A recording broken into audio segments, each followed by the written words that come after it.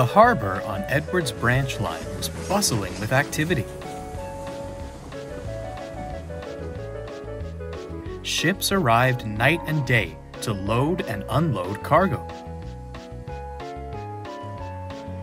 This meant more and more trucks were needed, and the sidings were soon crowded. Poor Edward found it difficult to stay organized. Any spare time he had was spent trying to tidy the trucks.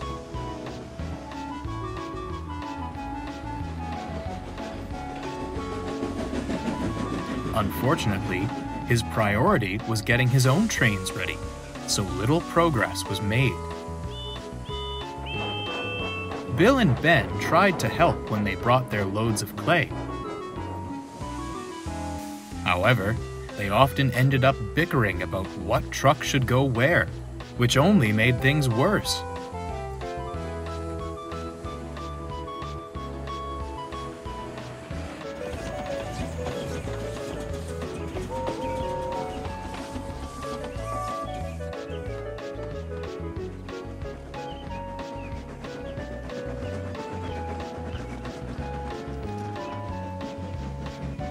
"You can't keep going on like this," remarked Boko, as a weary Edward puffed into the junction. "I think it's time we spoke to the Fat Controller about getting help." "The other engines are much too busy with their own work," Edward replied. "I'll manage. Somehow." Boko was unconvinced, but said no more.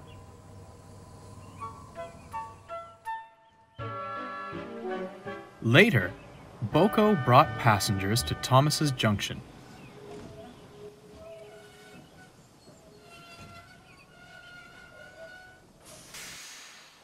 He was still thinking about Edward when his thoughts were interrupted by a cheerful ding-a-ling-a-ling.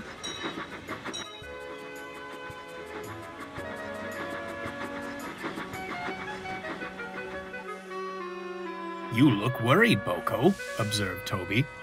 "What's wrong?" Boko quickly explained about Edward and the harbour. "I know the feeling," sympathized Toby.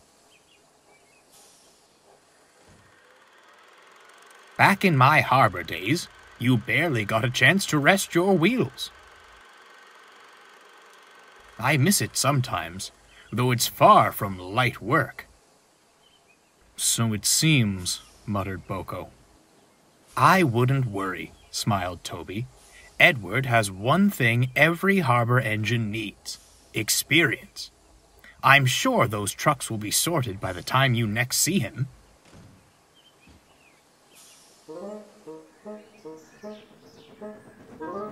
But they weren't.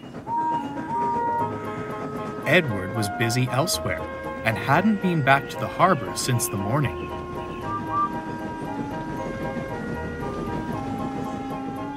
Boko took his goods down the line.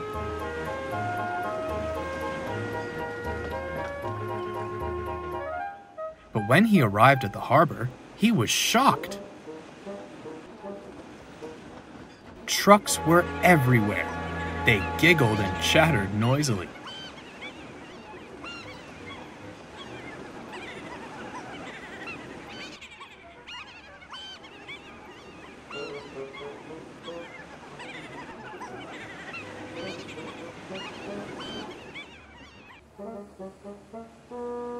Boko frowned and moved forward to find Bill and Ben arguing furiously. "You let a truck tell you where to put it? You know they're untrustworthy," Bill squawked. "Seemed more trustworthy than your instinct. You blocked an entire siding," retorted Ben. "Enough, both of you!" The twins jumped, not having noticed Boko arrive. "What on earth is going on here?" he demanded. "We just wanted to help Edward," cried Bill. "By sitting around bickering?" growled Boko.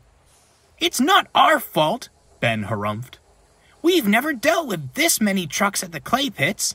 Perhaps if Edward had passed on some of that experience of his, we—" "Experience!" cried Boko. "That's it!" The twins stared at each other, then smiled.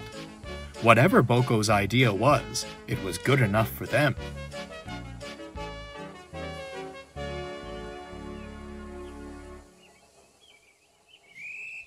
That evening, Edward was bringing his last passenger train to the harbour.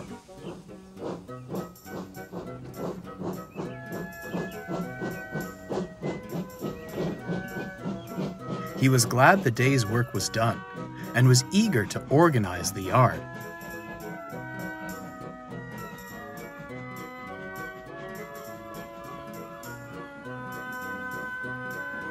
As he pulled into the harbour, he was quite surprised. The trucks were all tidily arranged. Sidings were clear, ships were hooting their horns in delight, and the workmen were in much better spirits. "How?" he began, when a familiar sight came into view. "Evening, Edward," smiled Toby. "I don't suppose you mind a little help from an old harbour engine, do you?" "Not at all," beamed Edward. "But how?" "Boko spoke with the fat controller," explained Toby. "The others are handling my branch line trains, while I look after your harbour for a few days. I must say, it's a relief to see you. I've been run ragged trying to keep everything in order." "You leave this lot to me," Toby said, eyeing the trucks. "I'll see to it that your harbour is well looked after."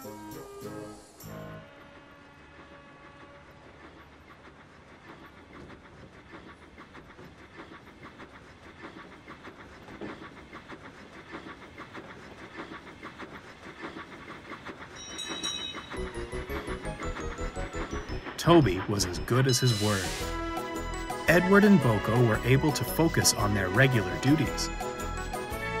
Toby had their trains ready in good time and kept all the ships on schedule leaving the harbour.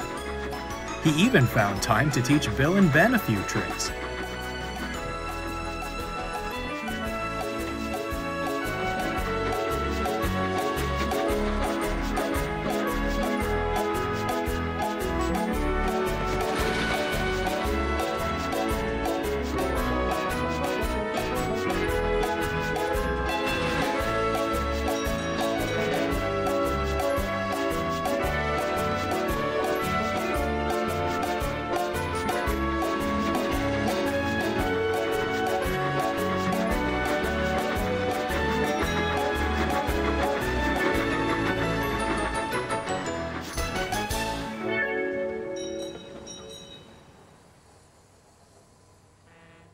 At last, the harbour grew quieter, and the workload was more manageable. "The number 7 suits you," grinned Boko. "We're certainly lucky to have had your help." "It's been my pleasure," Toby smiled. "It put me in mind of the old days. Although," he chuckled, "it reminded me I'm not as young as I once was. I'm looking forward to a quiet run with Henrietta." At that moment, the signal dropped, and Toby's path was clear. "Goodbye, Toby," cheered Edward. "You're welcome on our branch line anytime." To a chorus of whistles and horns, Toby set off for home.